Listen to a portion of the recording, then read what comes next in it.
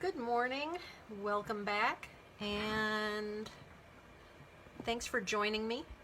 I'm Kara, and this is Glazing with Amico. Today, I'm going to talk about PC31 oatmeal and Amico gum solution. And the reason that I bring these up together is that PC31 oatmeal is a glaze that is a favorite with many potters for some of the beautiful effects that it creates. But it also has a downside, and that is that it thickens in the jar. So, now part of the problem, the main problem with oatmeal is that it has ingredients that are soluble. So over time they absorb lots of water, and as they absorb water they become more gummy, and there's less water for the rest of the glaze. So instead of the ingredients being in suspension, they are actually kind of gelling up. So we do add gum solution into oatmeal to help it stay in suspension, help with its brushability, but it does tend to thicken a lot in the jar. And my recommendation is that if you can get a brush into it, then go ahead and use it. So I'm going to use this as an example. This is another jar of PC31 oatmeal, and it also is quite thick. If you can see in there, it's quite thick, but while it's thick, I can still get a brush into it.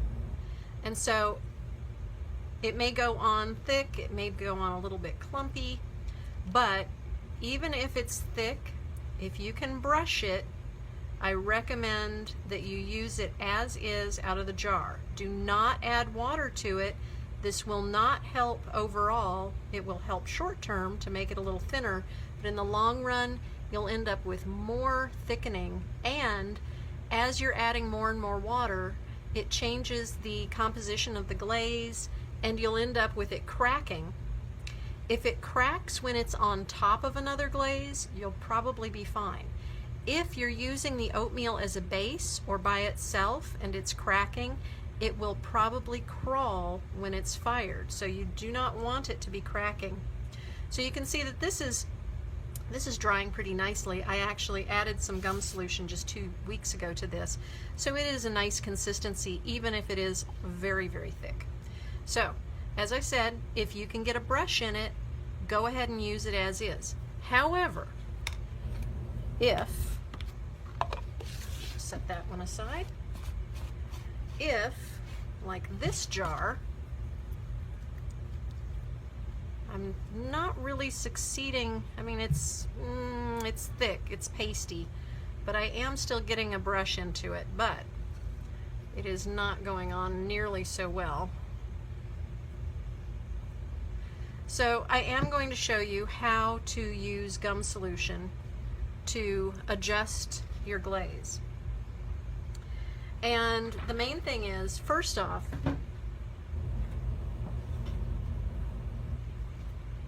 you need to use some distilled water. Do not use tap water, and do not use very much distilled water. I'm just going to use about a tablespoon. There we go, maybe a half tablespoon. Use an equal amount of gum solution. Now you'll notice the gum solution is like really gummy. It's thick, it's almost stringy.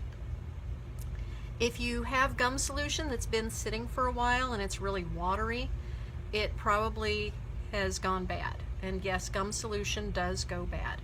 So I'm adding about an equal amount. I want to use about an equal amount of gum solution to the amount of water that I added. There we go. Close my gum solution up nice and tight. Put my distilled water away. I'm going to use my palette knife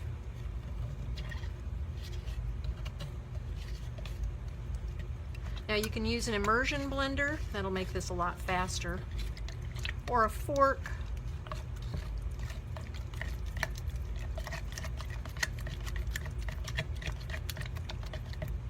But you'll quickly see that the glaze does become more workable. It's still going to be thick. Don't expect that it's going to suddenly be like really thin like cream. It's going to be thick, more like a yogurt kind of texture. So keep stirring until it's a nice consistency. Gum solution, if you have any glazes that have gotten thick either because they've been left open or because they're older, and some glazes do just kind of gel over time as the ingredients start to absorb more water. If your glaze has become thick or it's cracking or peeling when you apply it or it's crawling, try adding some gum solution. Does not take very much. Do not add more water than you add gum solution, and you will find pretty quickly that you have a more usable glaze. Makes your glazes nice and smooth, and they go on much better. So one of the things that the gum solution does is it slows the drying time. This is still a little on the lumpy side, but at least it's a nice consistency. Look at that.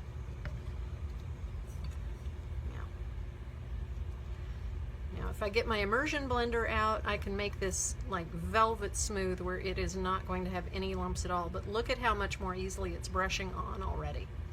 So older glazes, if you're having trouble with them, you can add gum solution. Ann Bowers also was asking if she has just a little bit of a dipping glaze left, if she can add gum solution to it, and the answer is absolutely, that it works great for converting a dipping glaze into a brushing glaze. So I'm looking for a fork, and no, I don't have a fork here. So go ahead, and what we recommend is that you add a small amount at a time, small amount of gum solution to the glaze at a time, and you may even want to just add it to a small, just take a small amount of the glaze out and add a little bit of gum solution until you get to the right consistency, and then kind of extrapolate from there how much gum you need for the larger batch. But if you just have a little bit of dipping glaze left, not enough to really dip in, go ahead and add about a teaspoon of gum solution at a time until you get to a good consistency. It should be, it should not dry the moment that the brush touches the wear. So it should like stay a little bit damp for a little bit. You see how this is still a little wet? So the gum solution slows down the drying time, and that also helps it go on more smoothly. So that's one method. So absolutely, you can add it. You can add it to different products, different manufacturers' products. So if you have a glaze that's from another company and you're having trouble brushing, you can add a little gum solution. It should work just fine. Amaco gum solution also contains an antibacterial agent that can help keep glazes from molding and turning bad, but it's sort of a balancing act with how much we add. So some of the glazes we add as little gum solution as we can, and then others we add more. So yeah, see, nice and brushable. Now, as I was saying, if you're having cracking, and you'll see there's no cracking on either one of these. Even this is going on pretty well with no cracking. But it can, and if you start seeing cracking in this stage while it's drying or before it goes into the kiln, that can lead to crawling. Now, oatmeal can crack, and as long as it's as long as it's on top of a different glaze, as I said, it's probably going to be okay.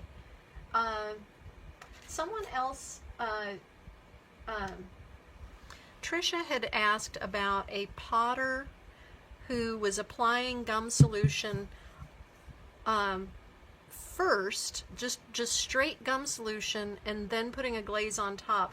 I don't recommend that. I don't know what the video in question is, but I don't recommend that. I have found, because we do have a video where we show using chalks on top of raw glaze, and kind of like where I used the smugs a few weeks back, using smugs on top of a satin mat. And we have found if you use the gum solution on bisque and then put glaze on top, it will cause the glaze to crawl. So I'm not sure about putting glaze on top of straight gum solution. That I can't really speak to that, but I don't recommend it. But it does, when used with chalks, you can put, for example, a layer, 3 coats of glaze, and then after that's dry, put a coat of gum solution on top, let that dry, and then you can use the chalks. The gum solution hardens into kind of like a shell, and so the chalks won't gouge the raw glaze. So in any case, it's still a little lumpy. I can get out my handy immersion blender and blend that up, and it will be just as smooth as cream. As you can see, like I said, this is one that I added gum solution to just 2 weeks ago. Do keep in mind that oatmeal, it does thicken the longer that it sits on the shelf. So when you buy oatmeal, be prepared to use it soon. And I think that is most of the things that I can tell you about oatmeal.